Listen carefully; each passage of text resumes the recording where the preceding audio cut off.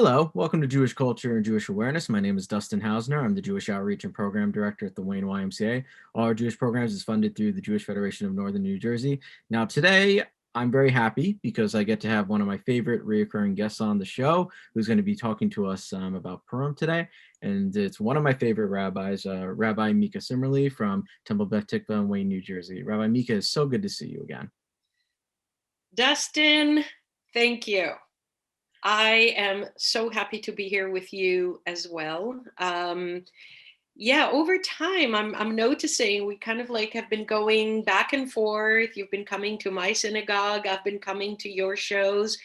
It's really development of great camaraderie, and I'm just really honored and humbled by the opportunity. So I wanted to thank you for having me today. And yes, indeed, Purim is one of my favorite holidays.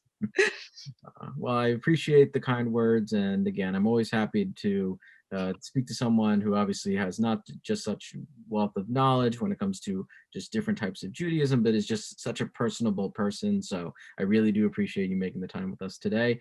So let's start with the $1,000,000 question, since we both brought up. For those who aren't aware, can you tell us what is the story? What is Purim? So first of all, Purim is a holiday that basically everybody have different interpretations and different ways of celebrating it. It is considered a minor holiday, believe it or not, which means that it's not a part of our Torah. It is a part of the Jewish Bible in the later books. It is basically the whole story is told in what we call Megillat Esther, the scroll of Esther, which is a book in the Ketuvim, in the writings, the last installment of holy books that comprise the Jewish Bible. The scroll of Esther, the story itself, the way it is told, is actually pretty harsh and pretty hard to read. It describes uncomfortable situations and some pretty graphic situations. But in order to make it more accessible to everyone,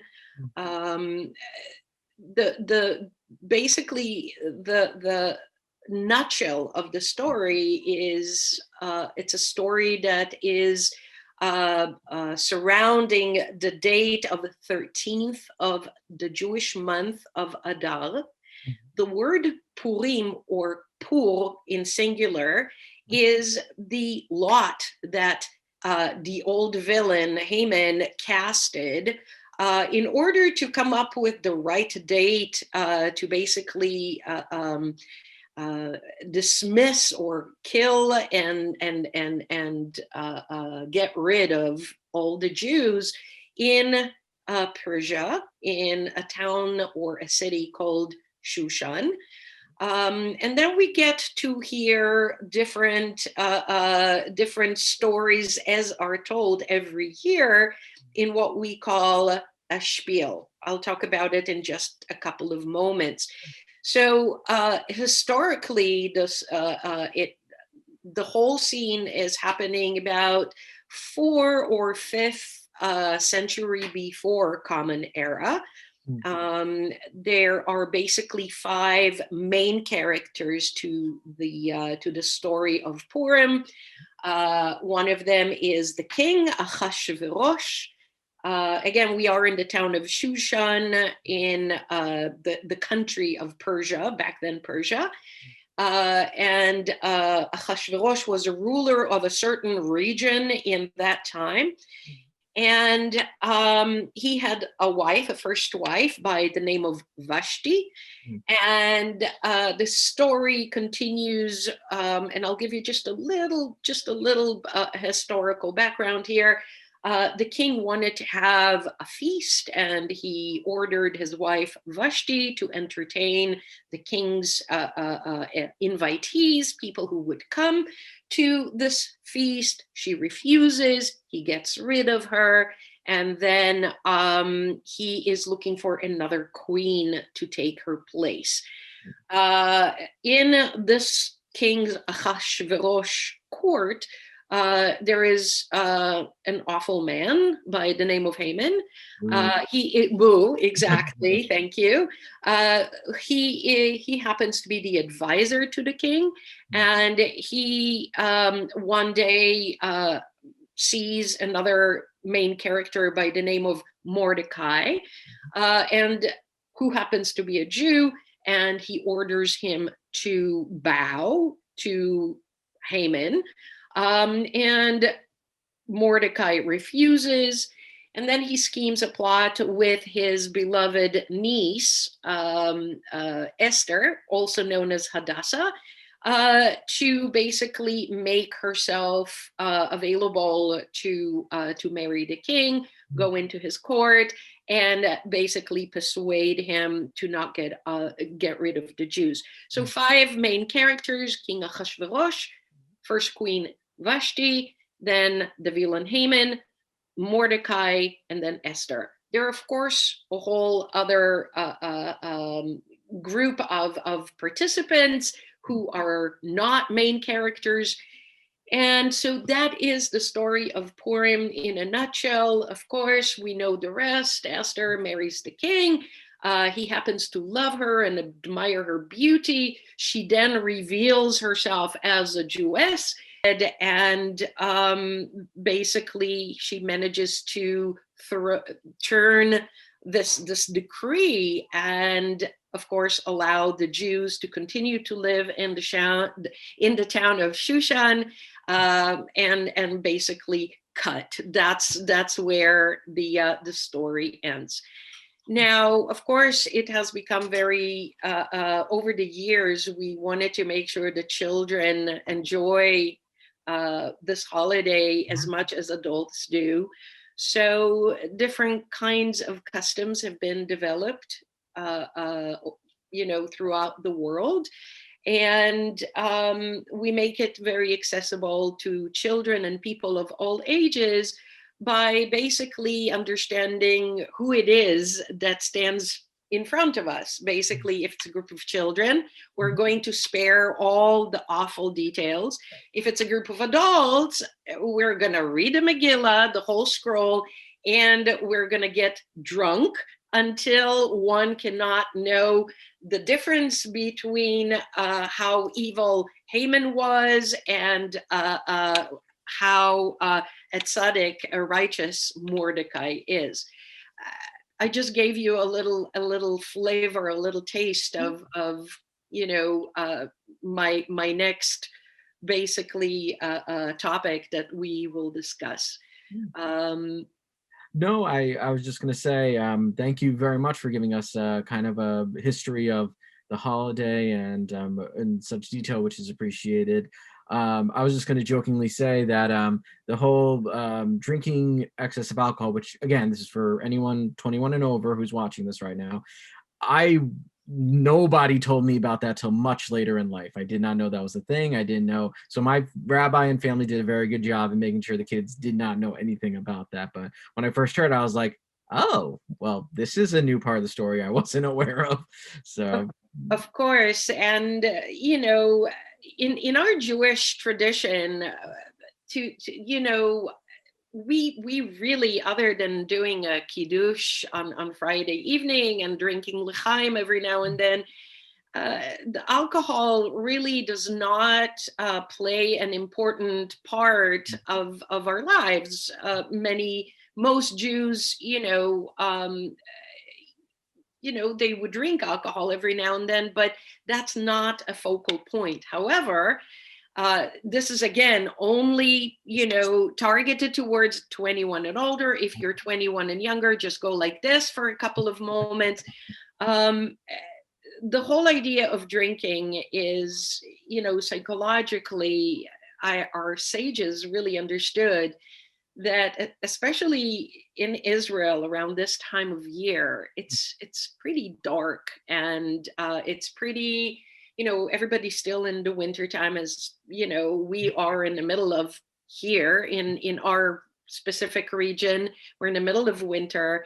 Some people just need a way to celebrate and to let go. So it's the only holiday where it's a mitzvah according to the Talmud, not according, of course, to the Bible, but according to the Talmud later interpretations, where we are to drink. Some of us take it literally, and we do drink, heavily and become a little, happier than usual. Some people drink in moderation, but definitely there are places where they take it seriously and completely become drunk during the holiday of Purim. So that's going before, though, you hinted at a perfect segue. So celebrations. I was wondering if you could talk to us about, how do people these days celebrate Purim? So people celebrate Purim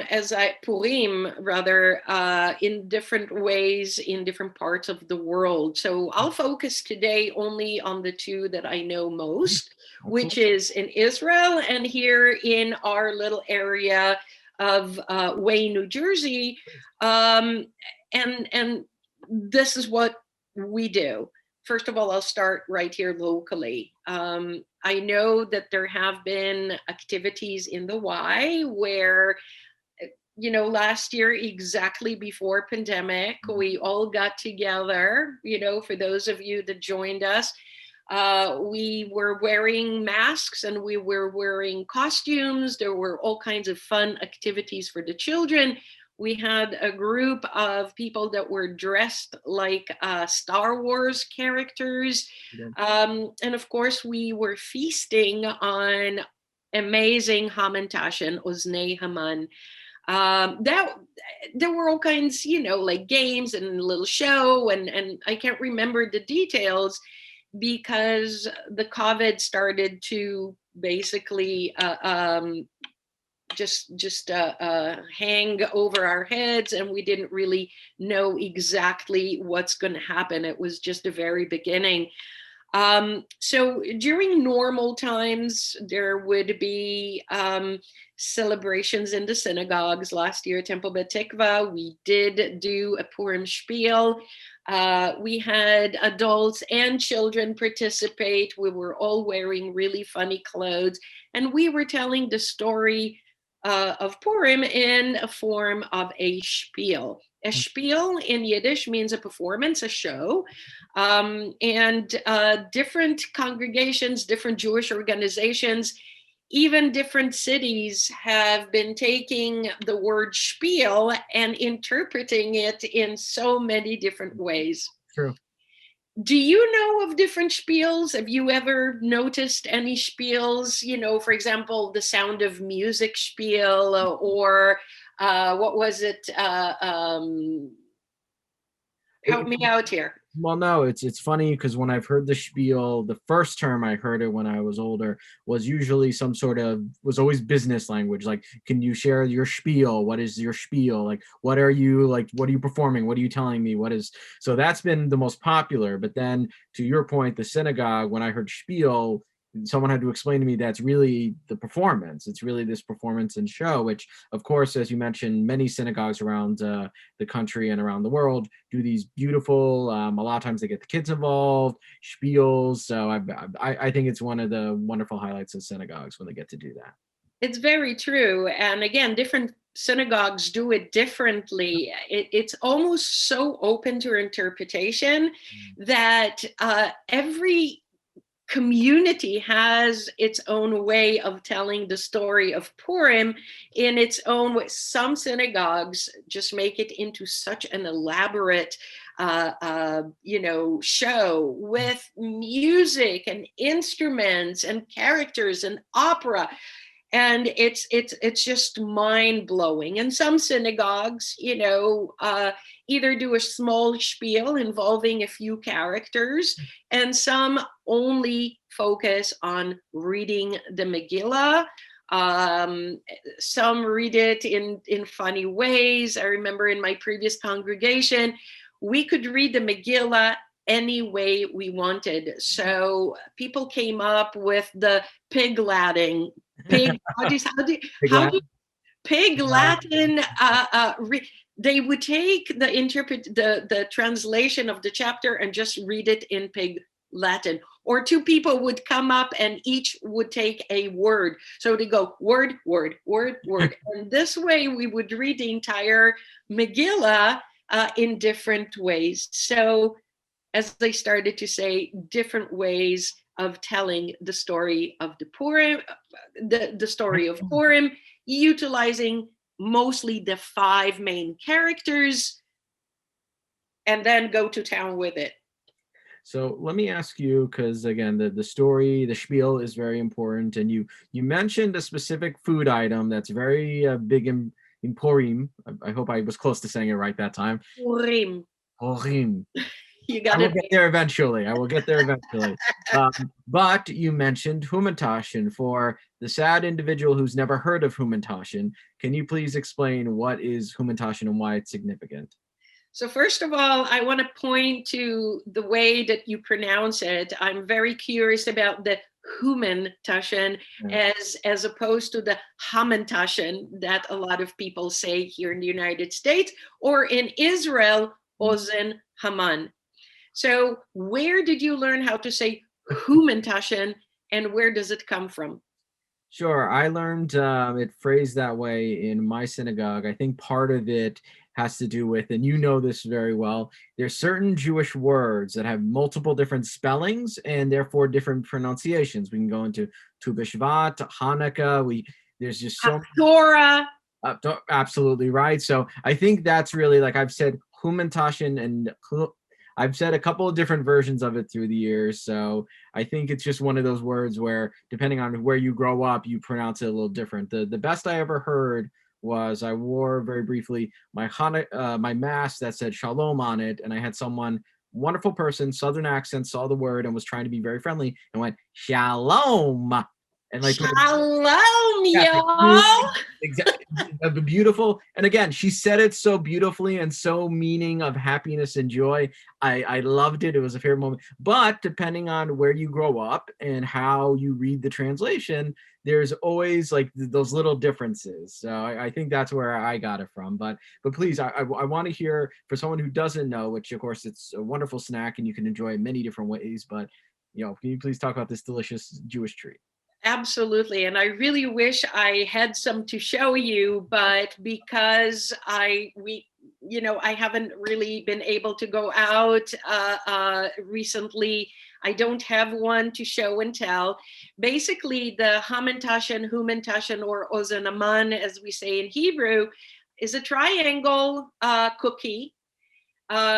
It starts off as a circle. We put inside a filling. Traditionally, it's the poppy seeds with some nuts and something sweet. We fold that piece of dough into a triangle that just a little bit of the inside of it sticks out. We put it in the oven and then we enjoy. There's absolutely nothing nutritious about this cookie, but everybody is absolutely loving it, including, people who have a little bit of health challenges. They would treat themselves mostly with at least one of these really yummy cookies in the shape of a triangle. Let me talk a little and explain a little bit about where does it come from. So Hamantashen is in Yiddish, it's a little pouch, it's a little pocket. And there are different explanations to why these specific cookies were made the way they are, to look the way they do. And what does the pocket have anything to do with that? That's Yiddish. Okay, so I'll talk a little bit about that, and then I'll refer to the Hebrew. Please. In Yiddish, Hamantashen. So basically, according to the tradition, Haman, the villain, which earlier you said boo. Yep. And by the way, when we do mention this name in synagogue setting, whenever we say that man's name, everybody take a grogger, which I think you are about to put in your hand, and go boo. Yes, or make any loud noise like. Exactly, and don't forget the boo. Exactly. So according to the tradition, Haman had pockets in his where he would basically put the money basically that he used to go from family to family, and basically, I don't know what's the word in it in English. When someone would go and take the money to give to the ruler, the king, there is Okay. No, I understand. I mean, it's stealing, but it's also like a tax, like tax. That's it, tax. Yeah. Exactly. So that's one explanation. Hmm. It's Haman. Okay, the pockets of Haman. Also, that's some people explain it that way. Another explanation for that is that it's basically the hat of Haman. Interesting. Okay. So according to old pictures, historic pictures, any man in the court of the king, in order to distinguish, would wear some sort of a triangle hat that looked a little bit like a pocket because it was triangle, and some people used to hold things in it while they would walk around in the street, drawing attention to themselves. So it was like instead of having a pocket in your pants, the hat would be folded in a way that in the shape of a triangle to hold stuff in it. That's number one. Two, actually. And so that's why we're saying about Haman's hat. I had a little, etc., etc. I don't remember the words. That's the American explanation. That's an Ashkenazi explanation. In Israel, it's a whole different world. Please, I'd be curious. So in Israel, we don't call it Haman's pockets. We call it Haman's ears. Oznei. Okay. Haman. Haman. Ozen, singular, is one cookie. Ozen. Haman. One ear of Haman. Oznei Haman, the ears of Haman. Where does it come from? Basically, again, according to our tradition, really nasty people. One of the ways of distinguishing them used to be, according to tradition. Again, I don't want to. I really don't want to risk offending anyone, but this is really according to tradition. The ears of a really evil person were believed to be triangle. Interesting. Yes. As a child, that used to horrify me, to think that I am just about to bite into an ear of an evil person. Okay. But of course, the taste really made me forget about the horror really quickly. Add to that, that traditionally, especially when I was growing up in Israel in the 60s, 70s, and 80s, the filling was not elaborate. There was only one, and that was the poppy seeds. So to think about me eating the ear of an evil person with all the schmutz inside. Exactly.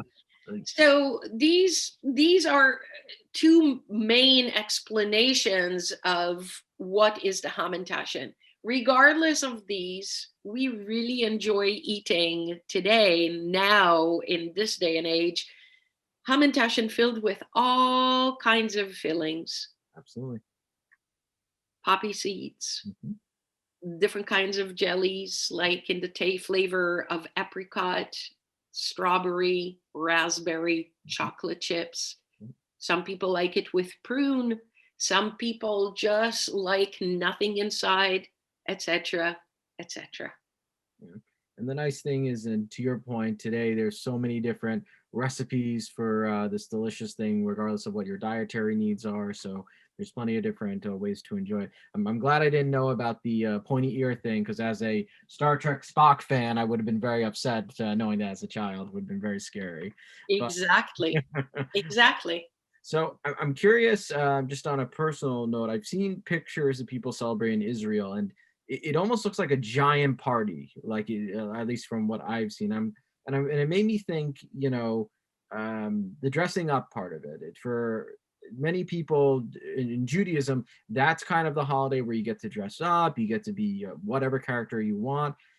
I'm curious if you could talk a little bit about, why people dress up for Purim, and if there's any other real differences between, I guess, in the United States versus Israel of how they celebrate.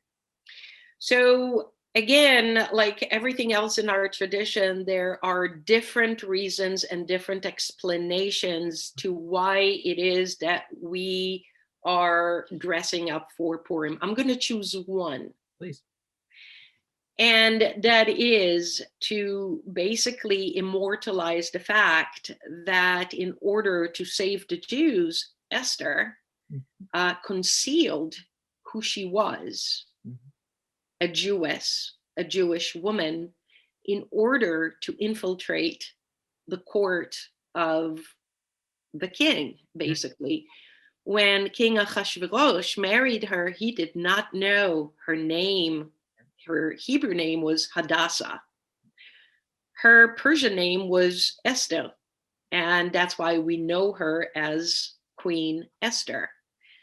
Now, of course, over the years, both names, Esther as well as Hadassah, became Jewish, both Jewish Israeli names. Now, so the reason, and again, there are other explanations, and today I'm only choosing to just one. We wear those happy clothes or the different costumes, basically to pay homage to Esther, who did something very, very brave. And by doing so, she managed to save the Jews. Now, of course, there are other explanations. And I will just say that there is a difference between how we celebrate Purim here in the United States and how we do it in Israel. You were absolutely correct. During Purim in Israel, everybody celebrates. It's not considered, it is biblically minor holiday, but everybody celebrates. It is a holiday where children are coming to school wearing all costumes, from different, from different characters, either contemporary movie characters or political characters, and also variety of animals, and some characters that are based on the Megillah, on the story itself, either Haman or King Ahasuerus, Queen Esther, and or Mordecai. So there in Israel, it's a kind of like it's everybody feels it in the air. When the weather permits, everybody goes outside and enjoys everybody else's costumes. Even adults wear costumes. And in major cities, in main cities like Haifa, Tel Aviv, and Jerusalem, there is a parade where it looks something similar to the Thanksgiving parade that we have in New York, the Macy's parade, where there's different characters that are being either carried or big blow-ups. And it's a parade basically of different people in a different theme. It really depends on the city. Sometimes the city decides which theme to present to everyone. It's a big celebration for everyone.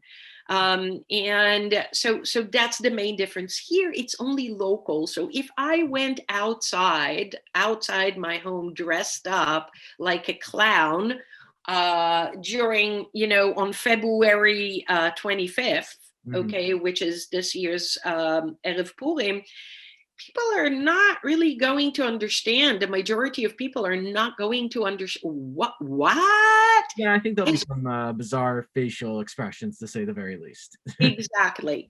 So that's why many of us, just bring our costume to the temple, to the shul, and that's where we get dressed, not go out the streets. In Israel, everybody gets dressed.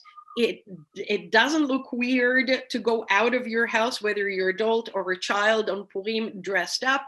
Here, we just wait until we get to the place, whether it's a Jewish day school or a synagogue or a Jewish community center.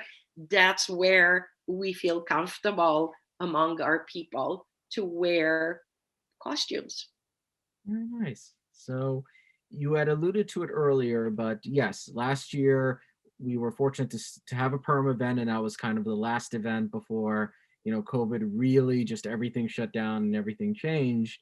This year, while thankfully there are signs of hope, the thing is we are still in a pandemic. So if I may ask you, what is your particular synagogue, Temple Beth Tikvah, doing for Purim this year, if you have any specific plans for this year? We do. It's of course a smaller scale, and there is a little, even though we're still going to celebrate Purim, I'm not going to lie to you. There is a sense of sadness that we can't come together, which we can't. Because a big part of Purim is being together with your community face to face, poke fun at the funny costumes, and just enjoy and be happy together. This year, our togetherness is going to change its format a little bit. Our school children are going to take part in delivering a spiel. They're going to tell the story of Purim, of course, age appropriate. We're going to invite the entire Temple Beth Tikvah community to pick up their goodie bags, which are going to have, the holidays highlights like groggers, which is Rashan, the noisemaker, which I don't have here with me, of course, but I do have it at the temple, a huge one that makes very large noise. But our congregants and children are going to get a goodie bag with a grogger with some yummy stuff in it, and of course hamantashen. And we're all going to come together via Zoom. Our children, school children, are going to do the spiel. We're going to sing some songs. And we're going to try to be as happy as we possibly can be. At some point, and I hope we can make that happen, I'm thinking that perhaps we're going to ask all the children to get off the screen and to continue to engage in the mitzvah of drinking and having some fun together just among adults. But that's why? Because it's a mitzvah. Hey, we're Jews. We got to do the mitzvah, right? We got to fulfill it. 100%. And of course, for the congregants who cannot drive or are basically confined in the house, we're going to find ways to bring the mishloach manot, the giving of gifts, to them. It is a part of our tradition to give goodie bags, to a couple of different people, not our own family, but either to our friends or to our neighbors. And we're going to take it to a different level this year and just make it available for basically all our temple members, to receive that goodie bag. Oh, well, that sounds lovely. Under the circumstance, obviously, we all look forward to the days of in person, but it sounds like you're having a lovely celebration. So I do hope everyone at your congregation, of course, comes together and enjoys themselves. If anyone's curious to find out more about you and obviously about the synagogue, upcoming programs, or even potentially become members, where's the best place for them to find you? Excellent question, and thank you for opening the space for me to chip in to to pitch a little bit about us, Temple Beth Tikvah. You can always go on Google search. I'm not going to give you the whole long address because A, I don't remember it by heart, and B, it's I'm not going to expect you to sit down and write it down, but you can always go to Google and simply just search for Temple Beth Tikvah, Wayne, New Jersey, and you're going to come up with our website. Click on it. You're going to see all our offerings, all our calendar, and all the questions that you may have about who we are, what we do, our history, etc., etc. And yes, we are a Reformed congregation in the town of Wayne, and that's that's in a nutshell of what it is that I can share at this time. Oh, well, Rabbi Meeka, I sincerely thank you for taking the time to educate all of us on a little bit of the history, a little bit of the culture, and a little bit of some fun joking around here and there for people's amusement. But it is always a pleasure to have you on. And to everyone out there, I want to wish you, of course, to have a happy, safe Purim. Stay healthy, stay well. Rabbi Meeka, thank you so much for joining us today. Very good. And I thank you for the honor of being here and spending some time here with you, Dustin. I'm really wishing you, your family, and everyone who are watching us stay safe and healthy. You as well. Have a wonderful day, everyone.